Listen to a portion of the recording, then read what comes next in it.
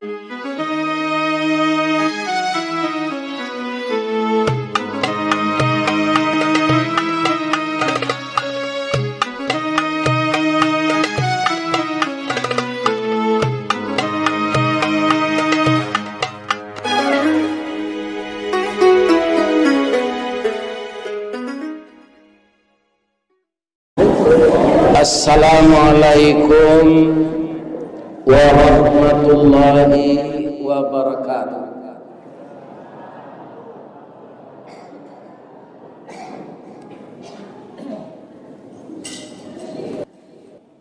A'udzu billahi minasy syaithanir rajim. Bismillahirrahmanirrahim.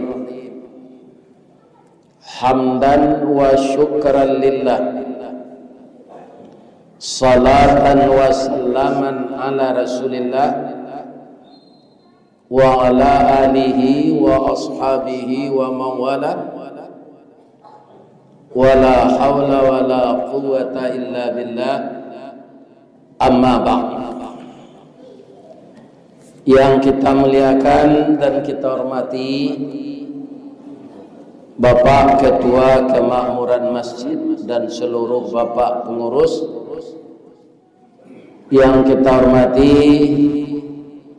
bapak-bapak, tuo-tuo masyarakat yang didahulukan selangkah, yang ditinggikan seranting, Bapak Camat, Bapak Kepala Desa, dan seluruh unsur pimpinan masyarakat, alim ulama, cadik pandai, bundo kanduang, wirid BKMT, wirid Yasin, dan semuanya kita yang hadir di rumah Allah yang suci ini.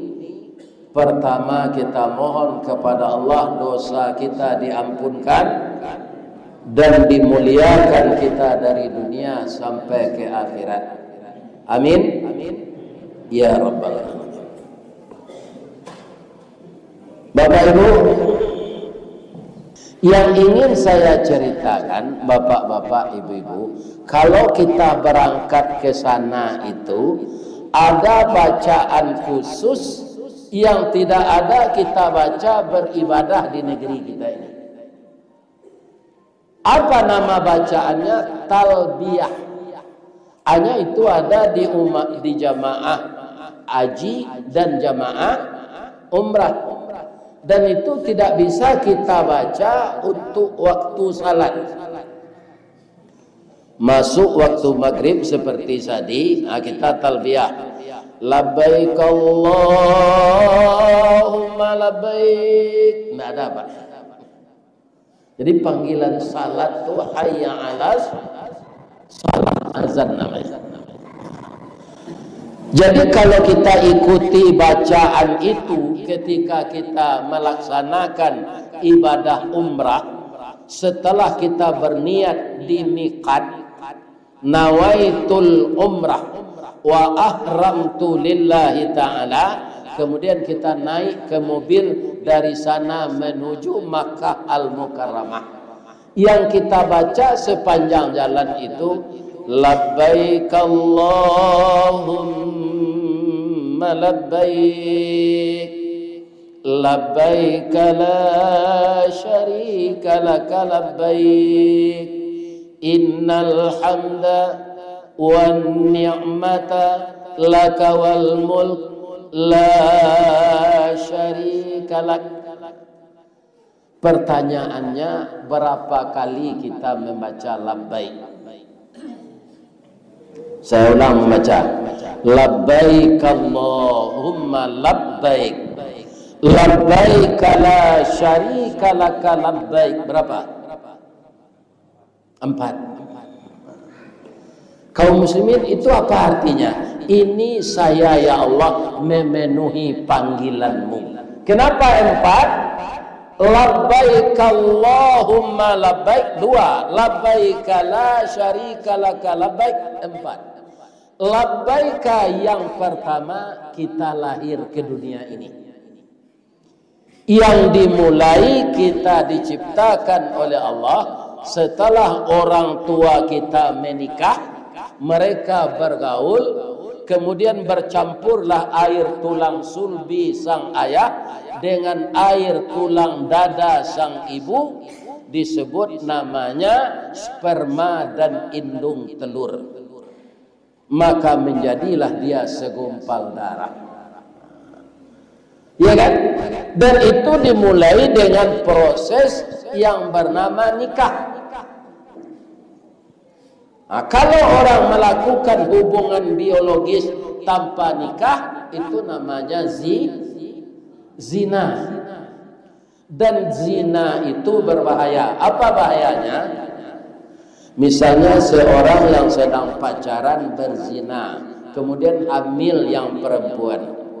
Dari segi biologis, bapak-bapak dan ibu-ibu yang terhormat, itu anak dia.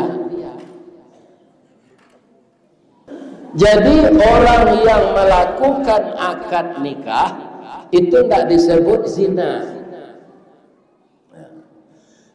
Kenapa kita disuruh nikah? Jelas nasab kita. Jadi bahaya dari zina itu Pak, secara biologis anaknya, tapi secara agama tidak.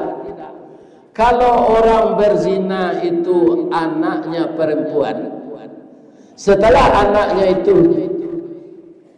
nanti dewasa dapat jodohnya, ayah biologisnya itu tak boleh menikahkan. Harus wali hakim. Jadi anak itu bertanya-tanya dalam hati. Kata ibu, ini ayah saya. Tapi konda ayah saya menikahkan saya. Itu sudah saya lihat. Jadi beban mental bagi anaknya. Kenapa begini nih? Saya lihat wajah saya mirip dengan ayah saya. Tapi ayah saya tidak boleh menikahkan. Bagaimana ini? Kalau ini ditanya oleh anak, bapak terpaksa mengakui, saya dulu dengan ibumu sebelum menikah telah bergaul. Lah dahulu bajak dari Jawi itu termasuk ambil janji itu. Iya kan? Tidak meluah. Inilah gunanya kalau kita sudah dewasa, maka menikah. Jangan berzina. Kelemahan yang kedua, anak yang lahir dari zina itu tidak berhak dapat harta warisan. Kan ibu waktu paknya anak awak tapi tidak dapat harta warisan awak karena lahirnya melalui zina. Ya kan? Jadi kita menikah itu membersihkan keturunan. Sekian bulan istri kita hamil, kita lahir. Itu namanya labbaika. Datang kita ke dunia menemui Allah setelah kita diciptakan, disempurnakan, dikasih roh, diberi akal. Wa nafakha fihi min ruhihi wa ja'ala lakumus sam'a wal absara wal afidah. Jadi ketika bayi sudah diberi bernyawa oleh Allah di dalam rahim, yang berfungsi pertama itu apa Pak? Wa ja'ala lakumus sam'a. Yang berfungsi pertama itu pendengarannya. Jadi kalau istri bapak hamil, ibu sedang hamil, ibu nang hamil kok kan ibu-ibu muda kan. Kalau nala 70 aku hamil juga boh dong. Serang cucu saya lah soleh tu hamil je lah. Ya kan? Tapi tak bahagia kalau suami ada nama lu suami tak ada pi hamil je. Baru kau hamil je bu, mungkin sama je Siti Maryam, mungkin amak Nabi Isa. Dah ada orang yang akan percaya kalau zaman sekarang itu terjadi. Sedangkan kepada Siti Maryam itu orang tak percaya, maka beliau akan melahirkan itu lari dari kampungnya karena dituduh wanita berzina. Ya kan?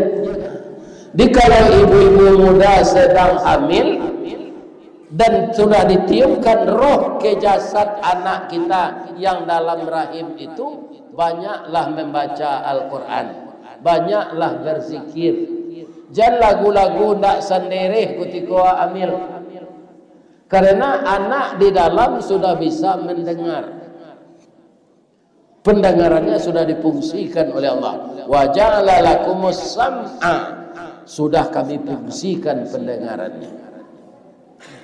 Jadi jangan menyumpah-nyumpah, jangan mengupat-upat, jangan mencerca, jangan menggunjing ketika ibu hamil itu. Karena itu sudah didengar oleh anak, dan itu akan mempengaruhinya nanti setelah dia ada di dunia ini.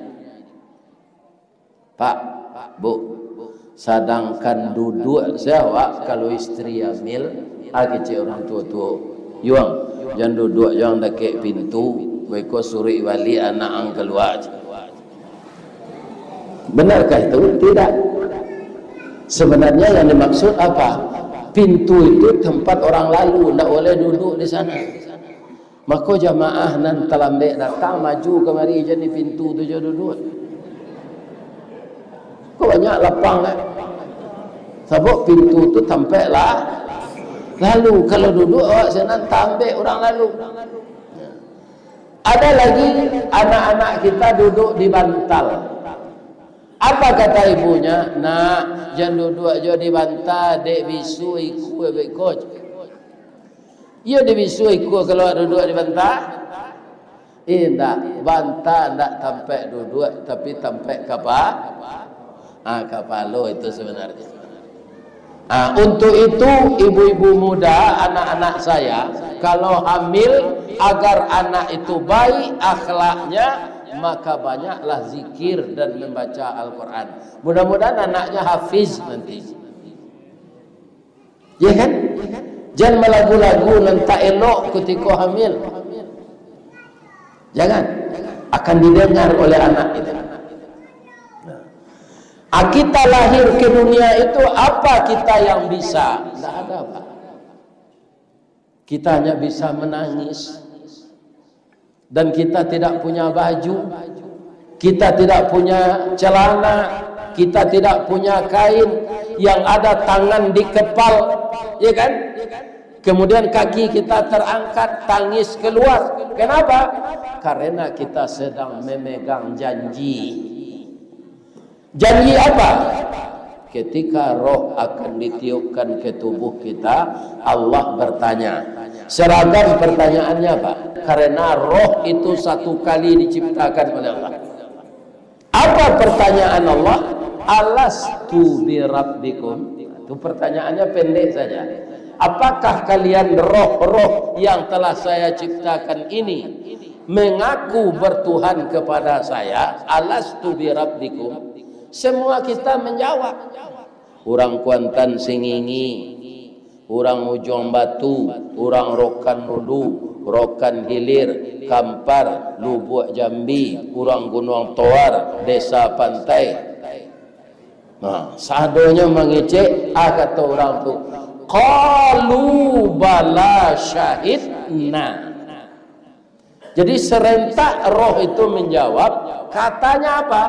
Kami mengaku semuanya ya Allah bahwa Engkau Tuhanku, dan kami akan menyembah Engkau ya Allah. Itu makanya anak lahir itu menangis, tangannya terkepal. Ya kan, katakanlah karma, katakanlah Hitler, katakanlah Mussolini, katakanlah Napoleon Bonaparte. Ketika ditiupkan roh, dia mengaku akan bertuhan kepada Allah. Jadi kita lahir ke dunia itu adalah menemui Allah yang pertama lahir ke dunia, namanya labbaik. Kita lahir ke dunia ini nanti menemui Allah lagi, harus menurut aturan Allah. Jangan menurut aturan kita. Kalau menurut aturan kita, yang ke depan nafsu, Kalau menurut aturan Allah yang di depan wahyu. Ya kan? Sedangkan wahyu menentang nafsu. Nafsu menentang wahyu. Ada di zaman dulu, Pak, orang mencuri, ya kan? Hukumnya potong tangan, tapi disidangkan dulu. Kenapa kau mencuri harta majikanmu? Gaji yang bolah 3 bulan tak dibayar di 2 samang. Diminta ambonya tanpa, anak ambo kemakan, istri ambo perlu berlanjut. Akhirnya yang dipotong tangan siapa? Tidak, bukan bawahannya yang mencuri tadi, bos yang tidak membayar gaji tadi yang dipotong tangannya. Jadi begitu orang mencuri langsung dipotong tangan, tidak. Ya kan? Diproses dulu apa sebabnya dia mencuri. Nah, ini bapak-bapak, ibu-ibu. Bapak-bapak, ibu-ibu kaum muslimin, kalau kita datang ke dunia ini dengan aturan Allah dan kita yakin bahwa kita akan kembali kepada Allah, sama je orang meminjam motornya kawan, dipinjam ambil motor tu bensinnya, pertalitnya, pertamanya full tank. Ya kan? Olinya barasih, gigi tariknya rancak, lampunya idui, jari-jarinya bakile, dan bodinya dikasih sampo ketika apa? Mengkilat. Atau disalang unda ko sabulan minyaknya kariang, oli kariang, rantainya putih, lampu padam, jari-jarinya lah patah. Adi pulang ke orang punya, kira-kira bagi ceknya kawan. Ini kan, kalau kita yang punya motor itu, seperti itu pula tubuh kita dan roh ini. Ketika ditiupkan oleh Allah, roh itu bersih. Karena mencintai daki-daki dunia ini, kita berpacu dan berlomba mengumpulkan semua yang haram untuk menunjang hidup kita. Akan selamat tak kita diterima Allah setelah mati? Tidak. Innalladzina kafaru, sesungguhnya orang-orang yang engkar kepada Allah akan dimasukkan ke dalam neraka jahanam. Itulah seburuk-buruk tempat kembali. Terbakar di neraka tidak sama dengan terbakar di dunia. Kalau terbakar di dunia, Pak, habis kulit kita terbakar, kita pingsan, mati, habis sakitnya. Tapi kalau terbakar di neraka, kullama nadijat juluduhum, setelah hancur kulit mereka itu semua terbakar, hangus, baddalnahum juludan ghairaha, ditukar dengan kulit yang baru, liyazuqul azab, supaya mereka merasakan azab. Itu bedanya terbakar di dunia dan terbakar di akhirat. Jadi ketika dikembalikan roh ini kepada Allah, dia sudah kotor, tidak karu-karuan, pasti kita kembali itu yang disebut su'ul khatimah. Sedangkan kita berharap kita meninggal, Allahumma inni as'aluka bi usnil khatimah, ya Allah, aku minta kepada engkau supaya aku dimatikan dengan kematian yang baik. Inilah doa yang paling dibenci oleh iblis. Kalau tidak mau dapat jawab doa tu, Pak, tandanya kita terpengaruh ada iblis. Kan? Allahumma inni as'aluka bi husnil khatimah, tidak mau dapat doa tu dah. Kena ada orang doa aku dua sana dapat dia nyonya. Minta umur panjang, rezeki murah. Ya Allah, panjanglah umur hamba, rezekimu rezeki murah. Itu sih yang paling urgen itu. Allahumma khtim lana a'malana wa ajalana ya Allah bi husnil khatimah. Itu lebih panjang lagi doa. Ya kan? Wala takhtim alaina a'malana wa ajalana ya Allah bisu'il khatimah, dan jangan engkau jadikan aku, amalku, hidupku, ibadahku dengan akhir yang buruk. Wala takhtim je, Allahumma khtim je, wala takhtim je. Jangan dibalik-balikan Pak. Nyodek bahasa Arab atau mengko bahasa Arab ko dipelajari liwat artinya. Kena salah baca kiranya awak minta masuk neraka. Kan? Tak tentu doa tu. Makanya sebaiknya setiap doa yang akan kita hafal kita lihat artinya. Di kampung saya Pak ada namanya serangga yang berjalan itu kerusuk. Itu namanya sirangka. Sikoa namanya Pak. Sirangka ya. Sama jadi budiaknya ya. Sirangka ko sudah batalu Pak, Bu. Batanyo kanaknya nanglah keluar dari talu ko. Nah, iyo Pak. Lai kalian perhatian ayah. Lai ba ayah madok ke Sentajo pi jalan ayah arah ke Gunung Tawar. Sirangka kan itu jalan tu. Nya madok ke Zinana jalan ke Mari. Ya. Lai tahu ang mengkocoiko jalan ayah. Indah ya, kami kan baru lahir baru. Tak tahu kami doh ya. Iko dek kakek ang salah didik dulu. Kini ayah lah sakit-sakit nak. Kok meninggal ya? Jangan ditiru jalan ayah yo nak. Kama madok kesinan melangkah di kecik apa serangka kok. Lah mati le berubah jalan anaknya gini. Indah, dia apaknya meriang, anaknya meriang. Maka orang tua akan mempengaruhi karakter anak. Maka jadilah kita sebagai orang tua yang baik-baik diajarkan kepada anak. Karena apa? Anak itu adalah belahan nyawa kita. Anak kandung si biaran, anak si biaran. Kalau kita menggergaji kayu Pak, ada digergaji di tengah untuk mengambil garis lurus, ya kan? Bekas ini ada yang tebal, ada yang tipis. Itu namanya sibiran. Jadi anak tu sibiran tulang awak, ya kan? Makanya kita Bu, saya kalau pergi ke kampung ayah saya, Ustaz, jalan Ustaz samona yo mak bijonya. Mak bijo tu sia ayah hambuk. Jadi kadang-kadang tak samo bantu awak jo ayah awak Pak, jalan awak samo.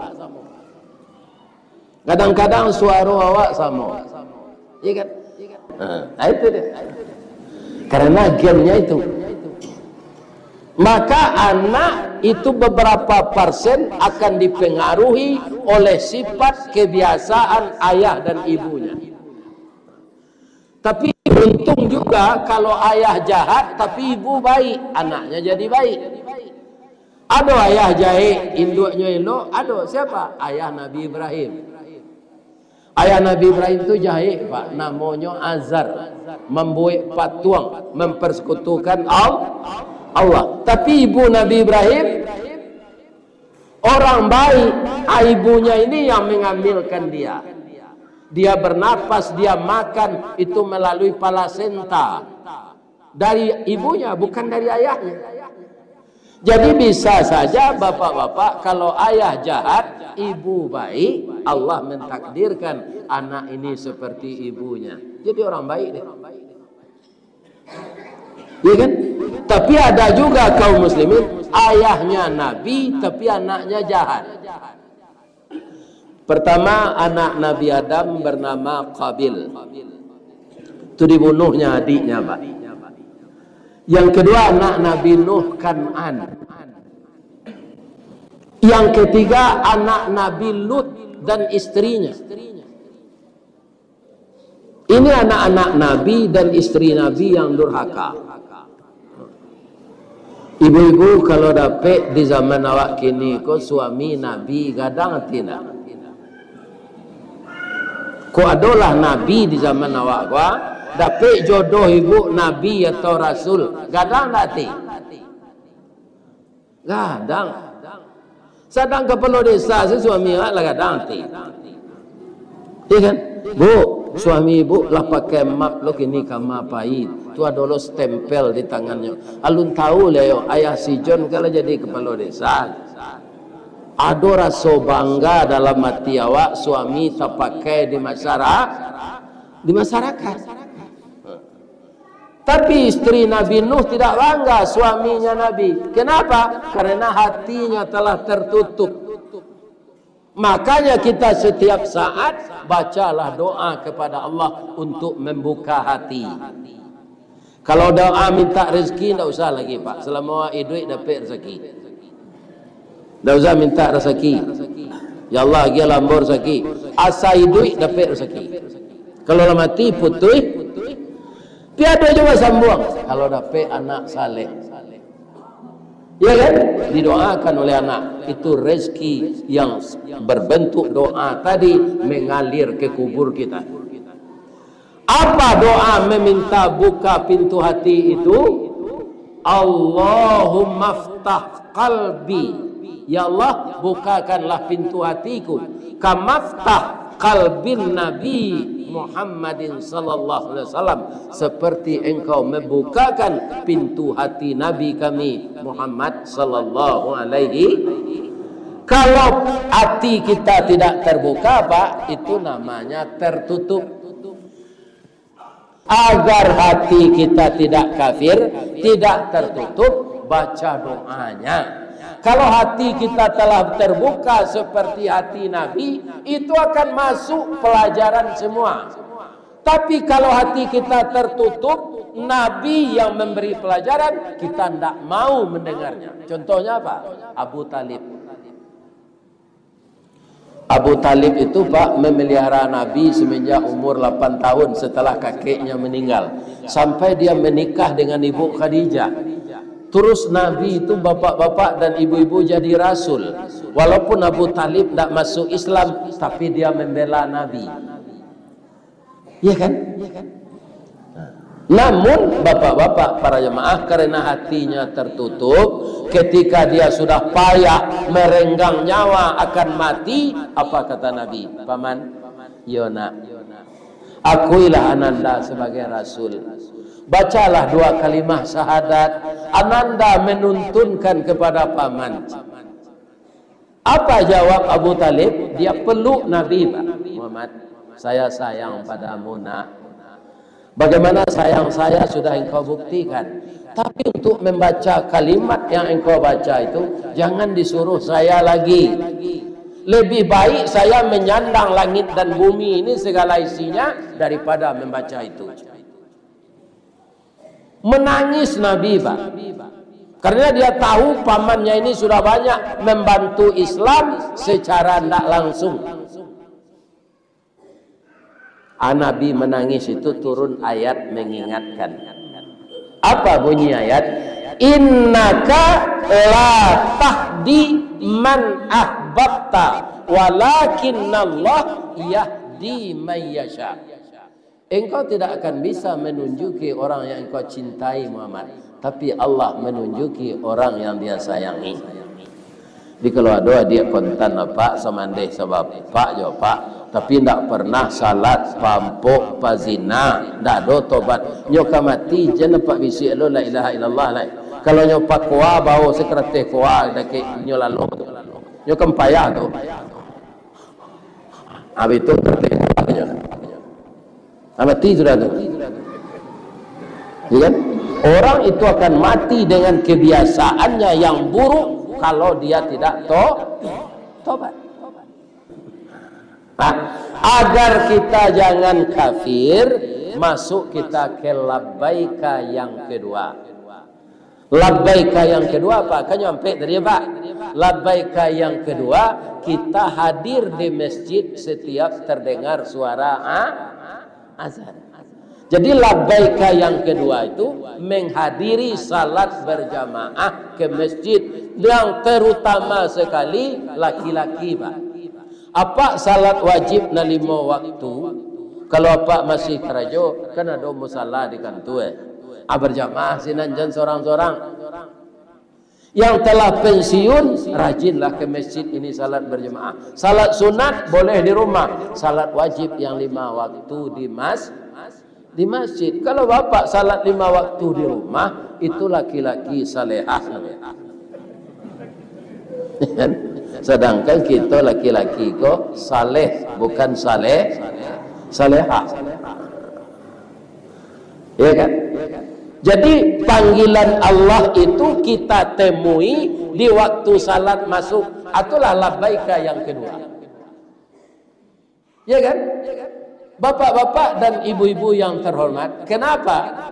Karena suara azan yang membacanya muazin. Tapi pada dasarnya suara itu dari Allah. Sebab azan itu yang dibaca pertama, Allahu Akbar, Allahu Akbar. Jadi kalau orang tak mau memenuhi panggilan labbaika yang kedua, menemui Allah di dalam salat, inilah manusia yang paling rugi. Kenapa? Nabi mengatakan al-ahdul ladzi bainana wa bainahumus shalah. Ikatan janji antara Allah dengan kita adalah salat.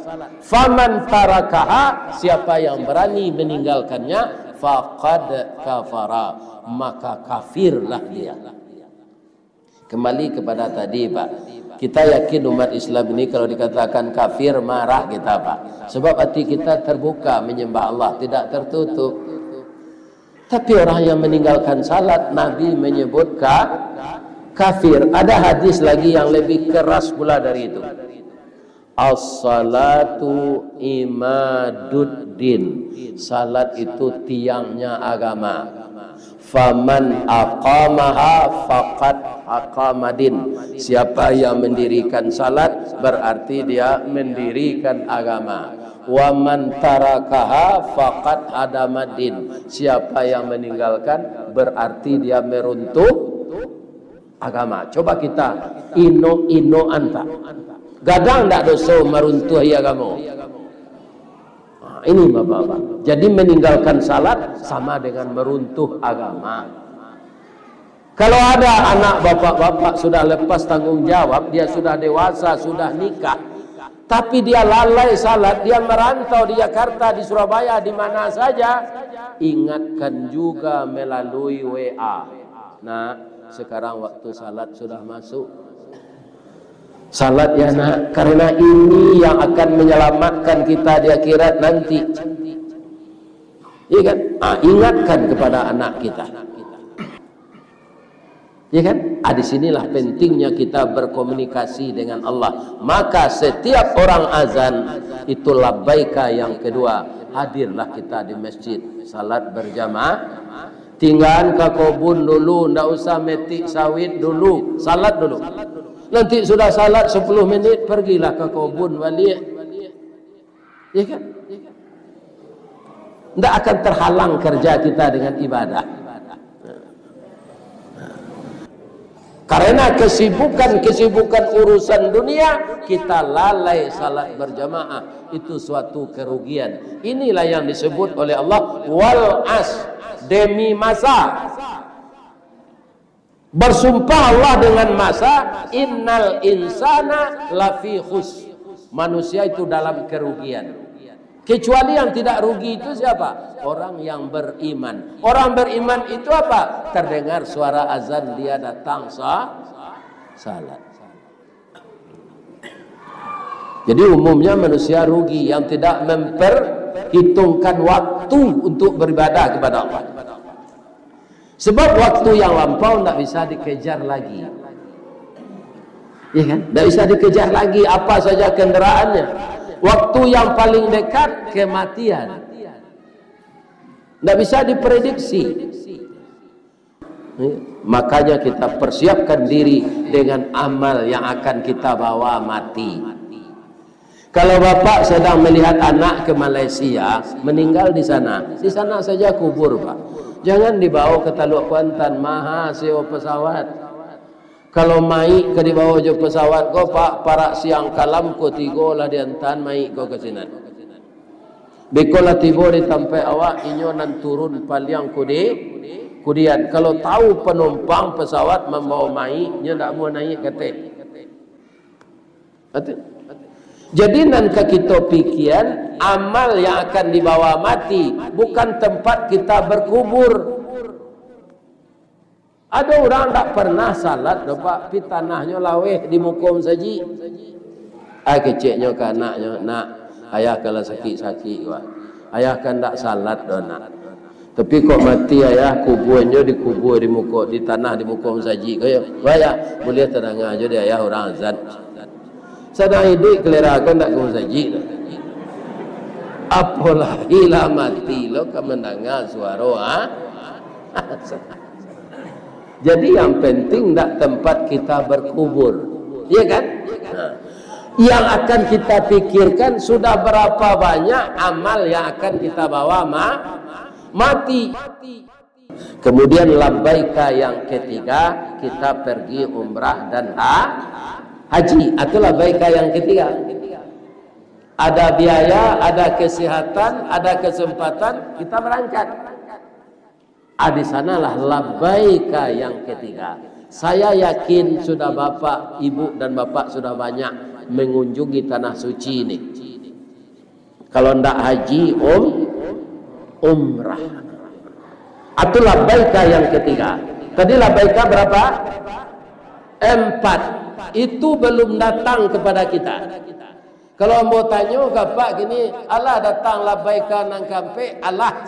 Betul Pak. Sebab Pak masih sehat-sehat, takut beko. Pulang ngaji kok.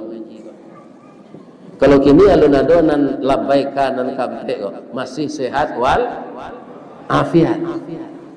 Akan datang labbaika yang keempat itu akan datang.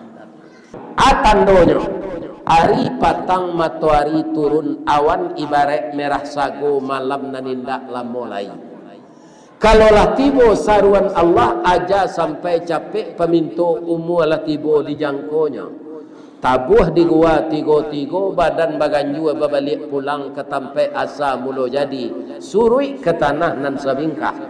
Badarun aye pamandian balasi bunyi cabiak kapan dikocong di kabek limong. Langkok si tanggi aye bugong. Bararak badan ke surau. Tibo di surau dibujukan mair yang salat ampe takbir.